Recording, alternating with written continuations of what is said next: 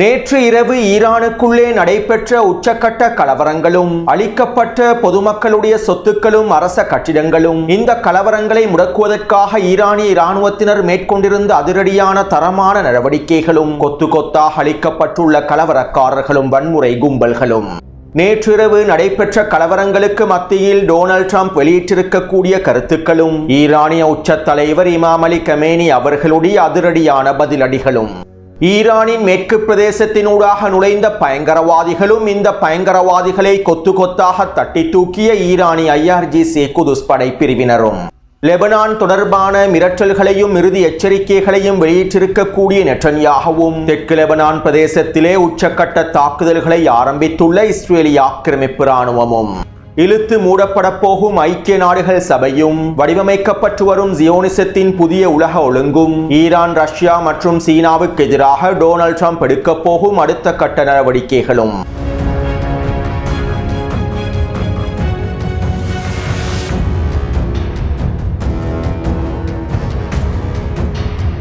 Russia உக்ரைனின் மேற்கு பிரதேசத்தை இலக்கு வைத்து அதிரடியான ஒர்ஷினிக் ஏவுகணை தாக்குதல்களை மேற்கொண்டுள்ளது. இந்த தாக்குதலினால் உக்ரைனின் மேற்கு பிரதேசத்திலே இருக்கக்கூடிய பல சக்தி மூலங்களும் மிக முக்கியமான இராணுவ கட்டளை தளங்களும் தரைமட்டமாக்கப்பட்டுள்ளன. கடந்த 2 நாட்களுக்கு முன்பு அமெரிக்கா ரஷ்யாவினுடைய எண்ணெய் கப்பல்களை கைப்பற்றியிருந்தது. வெனிசுவேலாவிலிருந்து புறப்பட்ட ரஷ்யாவினுடைய மிக முக்கியமான 2 எண்ணெய் கப்பல்களையும் அமெரிக்கா முழுமையாக கைப்பற்றியது. அமெரிக்காவினுடைய இந்த செயற்பாடுகளை தொடர்ந்து ரஷ்யாவினுடைய அரசாங்கம் அமெரிக்காவுக்கு எதிரான எச்சரிக்கைகளையும் வெளியிட்டிருந்தது.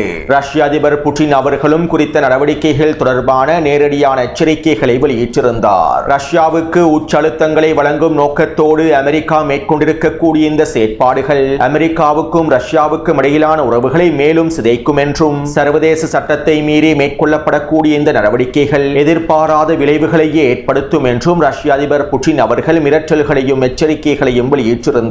மேலும் டொனால்ட் ட்ரம்பினுடைய நிர்வாகத்திற்கு எதிராக ரஷ்யாவினுடைய வெளியுறவுத்துறை அமைச்சகமும் மிரட்டல்களை வெளியிட்டிருந்தது.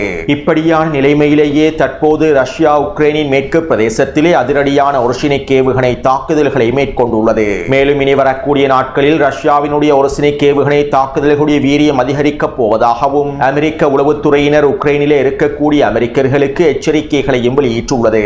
அத்தோடு டொனால்ட் ட்ரம்ப் அமெரிக்காவினுடைய நண்பர்களுக்கும் கூட்டணிகளுக்கும் மூத்த அதிகாரிகளுக்கும் மிக முக்கியமான புள்ளிகளுக்கும் ஒரு முக்கியமான செய்தி ஒன்றினை அனுப்பி வைத்திருப்பதாக CNN ஊடகமானது செய்திகளை வெளியிட்டுள்ளது. அதாவது ரஷ்யா சீனா மற்றும் ஈரானை மேற்கு அரை கோளத்திலிருந்து முழுமையாக வெளியேற்றுவதற்கும் மேற்கு அரை கோளத்திலே இவர்களுடைய ஆதிக்கத்தினை முடிவுக்கு கொண்டு வருவதற்கும் மேற்கு அரை கோளத்திலிருந்து இவர்களை முழுமையாக துடைத்தெறிவதற்குமான வேலை திட்டங்களை நாங்கள் ஒன்றிணைந்து மேற்கொள்ள வேண்டும் என்றும் இதற்கான அடுத்த கட்ட நடவடிக்கைகளையும் ஆரம்பிக்க வேண்டும் என்றும் டொனால்ட் ட்ரம்ப் அமெரிக்காவின் நண்பர்களுக்கும் கூட்டணிகளுக்கும் செய்திகளை அனுப்பியுள்ளார். ரஷ்யா சீனா மற்றும் ஈரானுக்கு எதிரான அடுத்த கட்ட நடவடிக்கைகளை நாங்கள் அவசரமாக மேற்கொள்ள வேண்டும் என்றும் அனைவரும் ஒன்றுபட்டு இவர்களை முழுமையாக மேற்கரை கோளத்திலிருந்து வெளியேற்றிவிட வேண்டும் என்றுமே டொனால்ட் ட்ரம்ப் இந்த செய்திகளை கூட்டணிகளுக்கு அனுப்பி வைத்துள்ளார். அத்தோடு மிக முக்கியமான சர்வதேச மனிதாபிமான நிறுவனங்களிலிருந்து அமெரிக்காவை முழுமையாக வெளியேற்றக்கூடிய தீர்மானத்தை டொனால்ட் ட்ரம்ப் நிறைவேற்றியுள்ளார். கிட்டத்தட்ட 66க்கும் அதிகமான சர்வதேச நிறுவனங்களிலிருந்து அமெரிக்கா முழுமையாக விலகுவதாக அறிவித்துள்ளார். சர்வதேச மனித உரிமை நிறுவனங்கள், சர்வதேச நிவாரண நிறுவனங்கள் மற்றும் பல முக்கியமான சர்வதேச நிறுவனங்களிலிருந்து டொனால்ட் ட்ரம்ப் அமெரிக்காவை முழுமையாக வெளியேற்றியுள்ளார். இவ்வாறு அமெரிக்கா வெளியேறியிருக்கக்கூடிய அதிகளவான சர்வதேச நிறுவனங்கள் ஐக்கிய நாடுகள் சபையோடு நேரடியான தொடர்புகளை வைத்திருக்கக்கூடிய சர்வதேச நிறுவனங்களாகும். ஐநாவுக்கு கீழால் இயங்கக்கூடிய பல முக்கியமான அனைத்து சர்வதேச நிறுவனங்களிலிருந்தும் மனிதாபிமான நிறுவனங்களிலிருந்தும் அமெரிக்கா தற்போது முழுமையாக வெளியேறியுள்ளது. அமெரிக்காவை குறித்த நிறுவனங்களிலிருந்து வெளியேற்றுவதற்கான தீர்மானத்தையும் டொனால்ட் ட்ரம்ப் நிறைவேற்றியுள்ளார். இதனால் இதற்கு பிறகு அமெரிக்கா குறித்த சர்வதேச நிறுவனங்களுக்கு எந்தவிதமான நிதி உதவிகளையும் வழங்கப் போவதில்லை. குறித்த சர்வதேச நிறுவனங்களுக்கான வழிகாட்டுதல்களையும் வழங்கப் போவதில்லை. அத்தோடு டொனால்ட் ட்ரம்ப் நிறைவேற்றியிருக்கக்கூடிய இந்த தீர்மானங்கள் மற்றும் செயற்பாடுகள் அனைத்தும் ஐக்கிய நாடுகள் சபையை குறிவைத்தே மேற்கொள்ளப்பட்டுள்ளன. அதாவது ஐக்கிய நாடுகள் சபையை முழுமையாக கலைப்பதற்கான ஆரம்ப கட்ட வேலை திட்டங்களையே டொனால்ட் ட்ரம்ப் ஆரம்பித்துள்ளார். மேலும் இன்னும் 2-3 வருடங்களுக்குள்ளே டொனால்ட் ட்ரம்ப் ஐக்கிய நாடுகள் சபையை முழுமையாக கலைத்து விடுவார். இதனை எழுதி வைத்துக் கொள்ளுங்கள். இன்னும் 2-3 வருடங்களுக்குள்ளே ஐக்கிய நாடுகள் சபையினுடைய அனைத்து வேலை திட்டங்களும் முழுமையாக முடக்கப்பட்டுவிடும். இவ்வாறு ஐக்கிய ஐக்கிய நாடுகள் சபையை முழுமையாக கலைப்பதற்கான வேலை திட்டங்களையே டொனால்ட் ட்ரம்பும் ஜியோனிச தலைவர்களும் ஆரம்பித்துள்ளார்கள். அதாவது 1990ஆம் ஆண்டு காலப்பகுதிகளிலே ஜியோனிச தலைவர்களினால் உருவாக்கப்பட்ட ஐக்கிய நாடுகள் சபையினால் அவர்களுடைய ஜியோனிச கொள்கைகளையும் புதிய உலக ஒழுங்கையும் நினைத்தபடி மேற்கொள்ள முடியவில்லை. ஜியோனிச தலைவர்களினால் திட்டமிட்டு உருவாக்கப்பட்ட ஐக்கிய நாடுகள் சபையானது அதனுடைய கொள்கைகளை திறம்பட நிறைவேற்றவில்லை. சுருக்கமாக குறிப்பிடுவதாக இருந்தால், ஜியோனிசத்தினால் உருவாக்கப்பட்ட ஐக்கிய நாடுகள் சபையானது புதிய உலக ஒழுங்கை உருவாக்கி உலகை கட்டுப்படுத்துவதற்காக உருவாக்கப்பட்ட ஐக்கிய நாடுகள் சபையானது அவர்களுடைய இலக்குகளை முழுமையாக அடைந்து கொள்வதற்காக செயற்படுத்தப்படவில்லை. இதனால் தற்போது ஜியோனிச தலைவர்கள் அவர்களால் உருவாக்கப்பட்ட ஐக்கிய நாடுகள் சபையை முடக்கப் போகின்றார்கள். ஐக்கிய நாடுகள் சபையை வைத்துக் கொண்டு ஜியோனிசத்தின் புதிய உலக ஒழுங்கை உருவாக்க முடியாததன் காரணத்தினால் ஜியோனிசத்தினுடைய புதிய உலக ஒழுங்கை வேறு விதத்தில் உருவாக்குவதற்கும் வடிவமைப்பதற்குமான வேலை திட்டங்களையே ஆரம்பித்துள்ளார்கள். இதனால் இன்னும் 1-2 வருடங்களுக்குள் ஜியோனிசத்தினுடைய புதிய உலக ஒழுங்கை பிரதிபலிப்பதற்கான பல வேலை திட்டங்கள் களமிறக்கப்பட போகின்றன. மேலும் இதற்கு பிறகு ஜியோனிசம் சர்வதேசத்தினை ஏமாற்றுவதற்கும் சர்வதேசத்தினை கட்டுப்படுத்துவதற்கும் ஜனநாயகம் சுதந்திரம் என்கின்ற கொள்கைகளை வாசகங்களை பயன்படுத்த போவதில்லை. இதற்கு பிறகு ஜியோனிசம் நேரடியாக அடக்குமுறைகளையே பயன்படுத்த போகின்றது. மேலும் டொனால்ட் ட்ரம்பினுடைய வேலை திட்டங்கள் அனைத்தும் தற்போது இதனை நோக்கியே நகர்ந்து கொண்டிருக்கின்றன. அத்தோடு இவர்களுடைய இந்த புதிய ஜியோனிச கொள்கையினுடைய வடிவமைப்பே இவர்களுக்கு மிகப்பெரிய புதைக்குழியாகவும் மாறப்போகின்றது. அடுத்து நேற்று இரவு நடைபெற்ற ஊடக சந்திப்பில் நெட்டன்யாஹூ இவ்வாறு தெரிவித்தார். லெபனான் அரசாங்கம் மற்றும் லெபனானிய இராணுவம் மேற்கொள்ளக்கூடிய அனைத்து முயற்சிகளும் ஆரம்ப கட்ட முயற்சிகளாகவே அமைந்துள்ளன. லெபனான் அரசாங்கமும் லெபனானிய இராணுவமும் மேற்கொள்ளக்கூடிய இந்த ஆரம்ப கட்ட முயற்சிகளினால் ஹிஸ்புல்லாவை ஒருபொழுதும் நிராயுத பாணியாக்க முடியாது. அமெரிக்காவின் தலைமையில் லெபனானுக்கும் இஸ்ரேலுக்கும் இடையிலே மேற்கொள்ளப்பட்டிருக்கக்கூடிய ஒப்பந்தத்தில் ஹிஸ்புல்லாவை நிராயுத பாணியாக்குவது தொடர்பாக தெளிவாக கூறப்பட்டுள்ளது. இந்த ஒப்பந்தத்தினுடைய மிக முக்கியமான இலக்கே ஹிஸ்புல்லா நிராயுத பாணியாக்கப்பட வேண்டும் என்பதுதான். ஆனால் லெபனானிய அரசாங்கத்தினுடைய இராணுவத்தினுடைய இந்த முயற்சிகளின் மூலமாக ஹிஸ்புல்லா இராணுவம் முழுமையாக நிராயுத பாணியாக்கப்படவில்லை. இஸ்ரேலினுடைய பாதுகாப்பிற்கும் லெபனானினுடைய எதிர்காலத்திற்கும் ஹிஸ்புல்லா நிராயுத பாணியாக்கப்படுவது மிக முக்கியமானதாகும். தற்போது ஹிஸ்புல்லா அதனுடைய அனைத்து திறன்களையும் மீட்டெடுத்து வருகின்றது. ஈரானினுடைய உதவியை கொண்டு அனைத்து வேலை திட்டங்களையும் ஹிஸ்புல்லா மேற்கொண்டு வருகின்றது. இவற்றை நாங்கள் ஒருபொழுதும் பொறுத்துக் கொள்ள போவதில்லை. மேலும் ஹிஸ்புல்லாவை முழுமையாக நிராயுத பாணியாக்குவதன் மூலமாகவே இஸ்ரேலினுடைய பாதுகாப்பையும் எதிர்காலத்தையும் எங்களுக்கு உறுதிப்படுத்த முடியும். இதற்காக செய்ய முடியுமான அனைத்தையும் நாங்கள் இதற்கு பிறகு செய்யத்தான் போகின்றோம். லெபனானை நோக்கி எங்களுடைய அடுத்த கட்ட வேலை திட்டங்களை விரைவில் எதிர்பாருங்கள் என நெட்டன்யாஹூ குறித்த ஊடக அறிக்கையில் தெரிவித்தார். அத்தோடு இன்று மதியம் இஸ்ரேலிய ஆக்கிரமிப்பு ராணுவம் தெற்கு லெபனான் பிரதேசத்திலே உச்சக்கட்ட வான்வழி தாக்குதல்களை மேற்கொண்டிருந்தது. அரை மணித்தியாலங்களுக்குள் 25க்கும் அதிகமான வான்வழி தாக்குதல்களை மேற்கொண்டிருந்தது. கடந்த 6 மாதத்திற்குள்ளே மேற்கொள்ளப்பட்டிருக்கக்கூடிய வான்வழி தாக்குதல்களில் இந்த வான்வழி தாக்குதலானது உச்சக்கட்ட வான்வழி தாக்குதல் என்றும் ஹிஸ்புல்லா ராணுவத்திற்கு எதிரான அடுத்த கட்ட தாக்குதல்களை அடுத்த கட்ட போரை ஆரம்பிக்கும் நோக்கத்தோடு இஸ்ரேலிய ஆக்கிரமிப்பு ராணுவம் இந்த உச்ச வான்வழி தாக்குதல்களை மேற்கொண்டிருப்பதாகவும் லெபனானினுடைய ஊடகங்கள் குறிப்பிட்டுள்ளன. அத்தோடு இஸ்ரேலிய ஆக்கிரமிப்பு ராணுவம் ஹிஸ்புல்லாவுக்கு எதிரான அடுத்த கட்ட போரை நாங்கள் ஆரம்பித்து விட்டோம் என உத்தியோகபூர்வமாக அறிவிக்காமலேயே தெற்கு லெபனானுக்குள் தாக்குதல்களுடைய எண்ணிக்கையை அதிகரித்து வீரியத்தை அதிகரித்து ஹிஸ்புல்லாவினுடைய முக்கிய தளங்களையும் முக்கிய புள்ளிகளையும் இலக்கு வைக்கலாம் என்றும் லெபனானிய ஊடகவியலாளர்கள் தெரிவித்துள்ளார்கள். எனவே இஸ்ரேலிய ஆக்கிரமிப்பு ராணுவம் தெற்கு லெபனான் பிரதேசத்தில் இனி வரக்கூடிய நாட்களில் தாக்குதல்களுடைய எண்ணிக்கையையும் வீரியத்தையும் அதிகரிக்கப் போகின்றது என்பதனை எங்களுக்கு தெளிவாக புரிந்து கொள்ள முடியும்.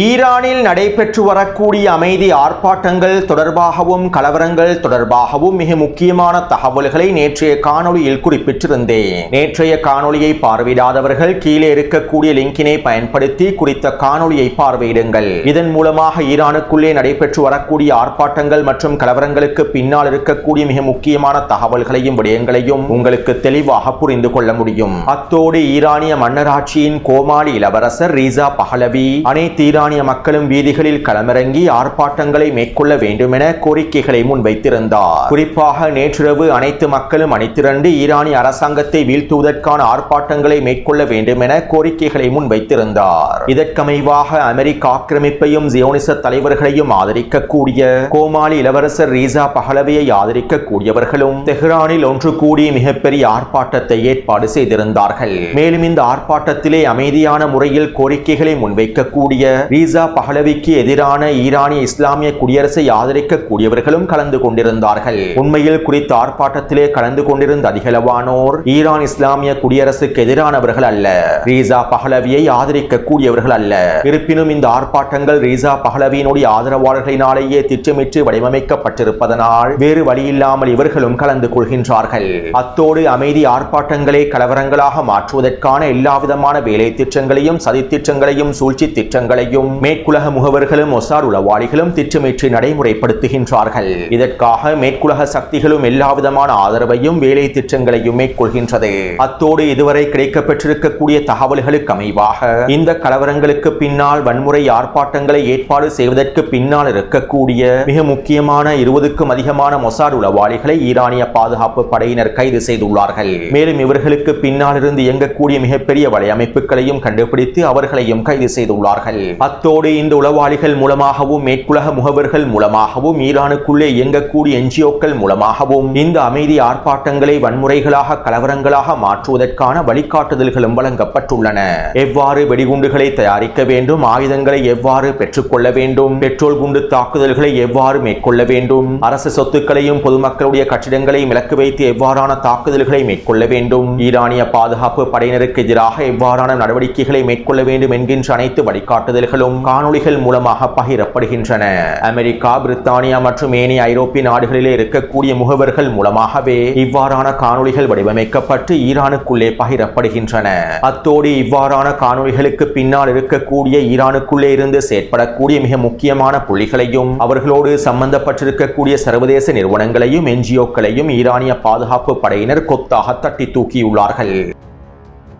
அதே போன்று கடந்த 4 நாட்களாக ஈரானினுடைய மேற்கு எல்லை பிரதேசமான ஈரான் ஈராக் குர்திஸ்தான் எல்லை பிரதேசத்திலே அதிரடியான இராணுவ நடவடிக்கைகளையும் மேற்கொண்டு வருகின்றார்கள். ஈரானுக்குள்ளே இருக்கக்கூடிய குர்திஷின அரசியல் கட்சிகள் ஈரானிய அரசாங்கத்திற்கு எதிரான வேலை திட்டங்களை மேற்கொண்டுள்ளது. மேலும் ஈரானினுடைய மேற்கு எல்லை பிரதேசத்திலும் ஈராக்கினுடைய குர்திஸ்தான் எல்லை பிரதேசத்திலும் இருக்கக்கூடிய பயங்கரவாத குழுக்களும் ஈரானிய அரசாங்கத்தினை வீழ்த்துவதற்காக முழுமையாக களமிறங்குவதாக அறிவித்திருந்தது. இதற்கமைவாக ஈரானின் மேற்கு பிரதேசத்தினூடாக அதிகளவான பயங்கரவாதிகள் ஈரானுக்குள்ளே நுழைந்து கலவரங்களையும் தாக்குதல்களையும் மேற்கொள்வதற்கு திட்டமிட்டுள்ளார்கள். எனவே இப்படியான நிலைமையிலேயே ஈரானினுடைய மேற்கெல்லை பிரதேசத்தில் ஈரானிய இராணுவம் IRGC குதுஸ் படையினர் அதிரடியான இராணுவ நடவடிக்கைகளை மேற்கொண்டு இந்த பயங்கரவாதிகளை கொத்து கொத்தாக தட்டி தூக்கியுள்ளார்கள். 200 தொடக்கம் 300 வரையிலான பயங்கரவாதிகள் குறித்த எல்லை பிரதேசத்தினூடாக ஈரானுக்குள்ளே நுழைவதற்கு முயற்சி செய்துள்ளார்கள். இவர்கள் அனைவரையும் ஈரானிய இராணுவத்தினர் முழுமையாக அழித்துள்ளார்கள். இதற்கான தரமான இராணுவ நடவடிக்கைகள் மேற்கொள்ள பட்டுள்ளன. அத்தோடு நேற்றைய தினம் ஈரானின் மேற்கு பிரதேசத்திலே மேற்கொள்ளப்பட்ட இந்த இராணுவ நடவடிக்கைகளின் போது ஈரானிய இராணுவத்தை சேர்ந்த 2 வீரர்கள் கொல்லப்பட்டிருப்பதாகவும் தெரிவிக்கப்படுகின்றது. சுருக்கமாக குறிப்பிடுவதாக இருந்தால் ஈரானுக்குள்ளே கலவரங்களை விரிவுபடுத்துவதற்காகவும் வன்முறைகளை அதிகரிப்பதற்காகவும் ஈரானினுடைய ஸ்திரத்தன்மையை நிலைக்குலைய செய்வதற்காகவும் ஈரானினுடைய மேற்கு வடக்கு மற்றும் கிழக்கு பிரதேசத்தில் இருக்கக்கூடிய பயங்கரவாத குழுக்களும் ஈரானுக்குள்ளே இருந்து செயற்படக்கூடிய பயங்கரவாத குழுக்களும் ஒன்றிணைந்து எல்லாவிதமான வேலை திட்டங்களையும் முன்னெடுத்து வருகின்றார்கள். மேலும் இந்த பயங்கரவாத குழுக்களையும் இவர்களுடைய சூழ்ச்சி திட்டங்களையும் முழுமையாக அளிப்பதற்கான எல்லாவிதமான தரமான நடவடிக்கைகளையும் ஈரானிய இராணுவத்தினரும் மேற்கொண்டு வருகின்றார்கள். அத்தோடு நேற்றிரவு 7:30 மணி அளவில் 10,000க்கும் அதிகமானோர் தெஹ்ரானினுடைய வீதிகளில் ஒன்று கூடியிருந்தார்கள். ஆரம்பத்தில் இந்த ஆர்ப்பாட்டம் அமைதி ஆர்ப்பாட்டமாகவே அமைந்திருந்தது. இருப்பினும் இந்த ஆர்ப்பாட்டம் ஆரம்பிக்கப்பட்டு 10-15 நிமிடங்களுக்குள் குறித்த ஆர்ப்பாட்டம் வன்முறையாக மாறின. மேலும் இந்த ஆர்ப்பாட்டங்கள் வன்முறைகளாக மாறி கலவரங்களாக மாறிய சந்தர்ப்பத்தில் எடுக்கப்பட்ட காணொளிகளை டெலிகிராம் சேனலில் பதிவிட்டுள்ளேன். அத்தோடு நேற்றிரவு 8 மணியளவில் குறித்த அமைதி ஆர்ப்பாட்டங்கள் வன்முறைகளாக மாறியதை தொடர்ந்து ஈரானிய அரசாங்கம் ஒட்டுமொத்த இணைய சேவைகளையும் தொலைபேசி அழைப்புகளையும் முழுமையாக முடக்கியது. ஈரானுக்குள்ளே இருக்கக்கூடிய அனைத்து இணைய சேவைகள், தொலைபேசி அழைப்புகள் என்பன முழுமையாக முடக்கப்பட்டன. ஒருவருக்கொருவர் தொடர்பு கொள்ளக்கூடிய அனைத்து விடயங்களும் முழுமையாக தடை செய்யப்பட்டன. இதைத் தொடர்ந்து கலவரக்காரர்களையும் வன்முறை கும்பல்களையும் அடக்குவதற்கு NOPO படைப்பிரிவினரும் ஈரானிய IRGC இராணுவத்தினரும் களமிறங்கினார்கள். அரசு சொத்துக்களையும் பொதுமக்களுடைய கட்டிடங்களையும் மசூதிகளையும் வைத்தியசாலைகளையும் இலக்கு வைத்து இந்த கலவரக்காரர்கள் தாக்குதல்களை மேற்கொண்டதை தொடர்ந்து இந்த இந்த கலவரக்காரர்களை கொத்து கொத்தாக தட்டி தூக்குவதற்கான தாக்குதல்களை ஈரானிய இராணுவத்தினரும் NOPO படைப்பிரிவினரும் ஆரம்பித்தார்கள். இணைய சேவைகள் அனைத்தையும் முழுமையாக முடக்கிவிட்டு ஈரானிய இராணுவம் இந்த தரமான நடவடிக்கைகளை ஆரம்பித்தது. இதன்போது டசன் கணக்கான கலவரக்காரர்கள் வன்முறை கும்பல்கள் கொத்தாக அளிக்கப்பட்டிருப்பதாக தெரிவிக்கப்படுகின்றது. சில ஆதாரங்களின்படி நூற்றுக்கணக்கான கலவரக்காரர்களை ஈரானிய இராணுவம் கொத்தாக அளித்து விட்டதாகவும் தெரிவிக்கப்படுகின்றது. அதாவது மசூதிகளை எரித்து, வைத்தியசாலைகளை எரித்து, பொதுமக்களுடைய கட்டிடங்களுக்கு தீங்கு விளைவித்து, அரச கட்டிடங்களை எரித்து, வாகனங்களை எரித்து மிகப்பெரிய கலவரத்தை உண்டு பண்ணியவர்கள் தற்போது உயிரோடு இல்லை. இந்த கலவரங்களையும் வன்முறைகளையும் முழுமையாக கட்டுப்படுத்துவதற்கும் அடக்குவதற்கும் என்னவெல்லாம் செய்ய முடியுமோ அவை அனைத்தையும் ஈரானிய IRGC குதுஸ் படைப்பிரிவினர் மேற்கொண்டுள்ளார்கள். அத்தோடு நேற்றிரவு தெஹ்ரானிலே நடைபெற்ற ஆர்ப்பாட்டங்களை சர்வதேசமயப்படுத்துவதற்காகவும் சர்வதேச ரீதியில் மிகப்பெரிய ஆர்ப்பாட்டங்களாக சித்தரிப்பதற்காகவும் டொனால்ட் ட்ரம்ப் ட்ரூத் சோஷியல் தளத்தில் கருத்துக்களையும் பதிவிட்டிருந்தார். தெஹ்ரானிலே நடைபெறக்கூடிய இந்த ஆர்ப்பாட்டத்தில் 10 லட்சத்திற்கும் அதிகமான மக்கள் கலந்து கொண்டிருப்பதாகவும் தெரிவித்திருந்தார். அதாவது சர்வதேச ஊடகங்கள் குறித்த ஆர்ப்பாட்டங்களை மிகைப்படுத்தி இருந்தன. 10 லட்சத்திற்கும் அதிகமான மக்கள் தெஹ்ரானிலே களமிறங்கி இருப்பதாகவும் ஈரானிய அரசாங்கத்தை வீழ்த்த களமிறங்கி இருப்பதாகவும் சர்வதேச ஊடகங்கள் செய்திகளை வெளியிட்டிருந்தன. இந்த செய்திகளையே டொனால்ட் ட்ரம்பும் ட்ரூத் சோஷியல் தளத்தில் பகிர்ந்து கொண்டிருந்தார். ஆனால் உண்மையில் நேற்றிரவு தெஹ்ரானிலே நடைபெற்ற ஆர்ப்பாட்டத்தில் கலவரங்களில் 11,141 பேரே கலந்து கொண்டுள்ளார்கள். இதற்கான ஆதாரங்களையும் நிறுவனங்கள் வெளியிட்டுள்ளன. அத்தோடு ஈரானிலே கலவரங்கள் ஆரம்பிக்கப்பட்டு ஓரிரண்டு மணித்தியாலங்களுக்குள் டொனால்ட் ட்ரம்ப் ஊடக சந்திப்பில் இவ்வாறு தெரிவித்தார். ஈரானிய மக்கள் சுதந்திரத்தை பற்றி உறுதியாக இருக்க வேண்டும். சுதந்திரத்திற்காக போராட வேண்டும். சுதந்திரத்தை விட இந்த உலகில் விலை மதிப்பானது எதுவுமே இல்லை. ஈரானிய மக்கள் துணிச்சலான மக்களாகவே இருக்கின்றார்கள். அதே நேரம் ஈரானிய தலைவர்கள் மிகவும் கொடூரமானவர்கள், அவமானத்திற்குரியவர்கள். அவர்கள் ஆர்ப்பாட்டங்களில் பங்கு பெற்றக்கூடிய மக்களை கொலை செய்வதற்கு முயற்சி செய்தால், மீண்டும் மக்களை கொலை செய்வதற்கு திட்டமிட்டால் ஈரானுக்குள்ளே ஆர்ப்பாட்டங்களும் கலவரங்களும் விரிவடையும். நீங்கள் மக்களை கொலை செய்ய முயற்சி செய்தால் ஈரானுக்குள்ளே ஆர்ப்பாட்டங்களையும் கலவரங்களையும் விரிவாக்குவோம். மேலும் நாங்கள் ஈரானை கடுமையாகவும் தாக்குவோம் என டொனால்ட் ட்ரம்ப் தெரிவித்தார். இதைத் தொடர்ந்து ஈரானினுடைய உச்ச தலைவர் இமாம் அலி கமேனி அவர்கள் டொனால்ட் ட்ரம்புக்கு அதிரடியான பதிலடிகளை வெளியிட்டிருந்தார். ஈரானிய மக்கள் எதிரிகளுக்கு ஒத்துழைப்பதனையும் முகவர்களையும் நிராகரிக்கின்றார்கள். மேலும் ஈரானிய மக்கள் தங்களுடைய ஒற்றுமையை பேண வேண்டும். உறுதியாகவும் நம்பிக்கையோடும் ஒற்றுமையாகவும் செயற்பட வேண்டும். ஈரானுக்குள்ளே கலவரங்களை தூண்டுவதற்கான பல சதித்திட்டங்கள் மேற்கொள்ளப்பட்டுள்ளன. தெஹ்ரான் முழுவதும் இதற்கான சதித்திட்ட ரகசிய கூட்டங்கள் நடைபெற்றுள்ளன. இந்த கூட்டங்களை டசன் கணக்கான நூற்றுக்கணக்கான ஏற்பாடு செய்துள்ளார்கள். மேலும் இவை அனைத்தும் இறுதியில் வன்முறைகளாகவே மாறியுள்ளன. இந்த வன்முறையினால் அதிகளவான பொதுமக்களுடைய சொத்துக்களும் அரச சொத்துக்களும் அளிக்கப்பட்டுள்ளன. ஈரான் ஒரு பொழுதும் இந்த கலவரக்காரர்களையும் வன்முறை கும்பல்களையும் பொறுத்துக் கொள்ளாது. நாங்கள் இவர்களுக்கு எதிராக செய்ய முடியுமான அனைத்தையும் செய்வோம். அமெரிக்க ஜனாதிபதியை மகிழ்விப்பதற்காகவே இந்த வன்முறை கலவரங்கள் மேற்கொள்ளப்பட்டிருந்தன. அமெரிக்க ஜனாதிபதியை சந்தோஷப்படுத்தி மகிழ்வித்து அவருடைய ஈடுபாட்டை அதிகரிப்பதற்காகவே இவர்கள் இந்த திட்டங்களை வகுத்திருந்தார்கள். அமெரிக்க ஜனாதிபதியிடம் நான் ஒரு விடயத்தினை கூறிக்கொள்கின்றேன். நீங்கள் உங்களுடைய சொந்த விடயத்தை பாருங்கள். உங்களுடைய நாட்டை ஒழுங்காக வழிநடத்துவதற்கு முயற்சி செய்யுங்கள். ஈரானினுடைய உள் விவகாரங்களில் நீங்கள் கை வைக்க வேண்டாம். மேலும் நீங்கள் ஈரானிய தேசத்தின் தந்தையாக காட்டுவதற்கு முயற்சி செய்ய வேண்டாம். உலகிலே இருக்கக்கூடிய திமிர் பிடித்த மனிதர்களில் நீங்களும் ஒருவர். மேலும் உலகிலே இருக்கக்கூடிய திமிர் பிடித்த மனிதர்கள் எவ்வாறு தூக்கி எறியப்பட்டுள்ளார்கள் என்கின்ற வரலாற்றையும் படித்து தெரிந்து கொள்ளுங்கள். இதே போன்று திமிர் பிடித்த நீங்களும் நிச்சயமாக தூக்கி வீசி எறியப்படுவீர். ஈரானிய மக்கள் எதிரிகளுடைய ஆக்கிரமிப்பாளர்களுடைய சூழ்ச்சி திட்டங்களை நிச்சயமாக வெற்றி கொள்வார்கள். லட்சக்கணக்கான கௌரவ மக்களின் இரத்தத்தினால் உருவாக்கப்பட்டதே இந்த இஸ்லாமிய குடியரசாகும். இவ்வாறு லட்சக்கணக்கான கௌரவ மக்களின் இரத்தத்தினால் உருவாக்கப்பட்ட இஸ்லாமிய குடியரசு ஒரு பொழுதும் ஆக்கிரமிப்பாளர்களிடத்தில் மண்டியிடாது. மேலும் நாங்கள் பின்வாங்க போவதும் இல்லை. உங்களுடைய சூழ்ச்சி திட்டங்கள் அனைத்தும் முழுமையாக முறியடிக்கப்படும் என ஈரானினுடைய உச்ச தலைவர் இமாம் அலி கமேனி அவர்கள் தெரிவித்துள்ளார். அத்தோடு நேற்றிரவு ஈரானினுடைய பல பிரதேசங்களில் நோட்டம் எச்சரிக்கைகள் வெளியிடப்பட்டிருந்தன. குறித்த பிரதேசத்தினூடாக விமானங்கள் பயணிக்க கூடாது என எச்சரிக்கை விடுக்கப்பட்டுள்ளது. மேலும் இனி வரக்கூடிய நாட்களில் குறித்த பிரதேசங்களிலே அதிரடியான ஏவுகணை சோதனைகள் நடத்தப்படலாம் என்றும் தெரிவிக்கப்படுகின்றது. அதே போன்று ஈரானுக்குள் இருக்கக்கூடிய வெளிநாட்டவர்கள் முழுமையாக வெளியேறி வருகின்றார்கள். மேலும் ஈரானுக்கான விமான சேவைகளும் தற்போது ரத்து செய்யப்பட்டு வருகின்றன. ஐரோப்பிய நாடுகள், துருக்கி மற்றும் ஆஸ்திரேலியா போன்ற இன்னும் பல நாடுகளும் ஈரானுக்கான விமான சேவைகளை முழுமையாக முழுமையாக ரத்து செய்துள்ளன. ஈரானுக்கு எதிரான அடுத்த கட்ட தாக்குதல்கள் ஆரம்பிக்கப்படுவதற்கான வாய்ப்புகள் அதிகரித்திருப்பதனாலும் மத்திய கிழக்கு ஒரு மிகப்பெரிய போரை சந்திக்கப் போவதனாலும் அனைத்து நாடுகளும் இதற்கான தயார்படுத்தல்களை மேற்கொண்டு வருகின்றார்கள். மேலும் ஈரானும் அனைத்து விதமான தயார்படுத்தல்களையும் மேற்கொண்டு வருகின்றது. ஆக்கிரமிப்பாளர்களுக்கு சிறந்த பாடத்தினை கற்பிப்பதற்கு ஈரான் முழுமையாக தயாராகவே இருக்கின்றது. எனவே இந்த காணொளி தொடர்பான கருத்துக்களை பதிவிடுங்கள். தொடர்ந்தும் என்னுடன் இணைந்திருங்கள். நன்றி, வணக்கம்.